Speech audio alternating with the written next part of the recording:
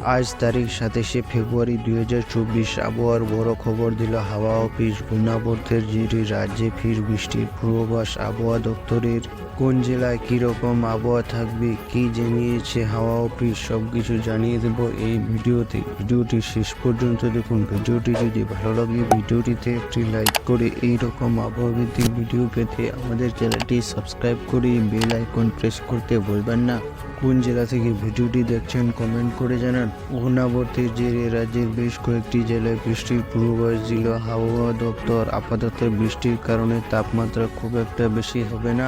পূর্বাভাসে বলা হয়েছে দক্ষিণবঙ্গের একাধিক জেলায় বৃষ্টির সম্ভাবনা রয়েছে। বৃষ্টি হবে 2 চব্বিশ পরগনা, 2 মেদিনীপুর, হাওড়া, হুগলি। তাছাড়া আর কোথাও বৃষ্টির সম্ভাবনা নেই।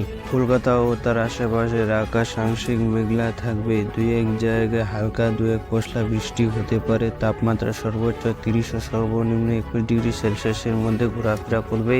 উত্তরবঙ্গে আপাতত বৃষ্টির সম্ভাবনা কম। দার্জিলিং পার্বত্য এলাকায় সামান্য বৃষ্টি হতে পারে। বাকি জেলাগুলিতে আবহাওয়া শুষ্ক থাকবে। দেশের ওয়েদারের কথা বলে আইএমডির পূর্বাভাস অনুযায়ী জম্মু কাশ্মীর, লাদাখ, হিমাচল প্রদেশ, উত্তরাখণ্ড হালকা বৃষ্টি হবে, সঙ্গে ভারী তুষারপাত হবে।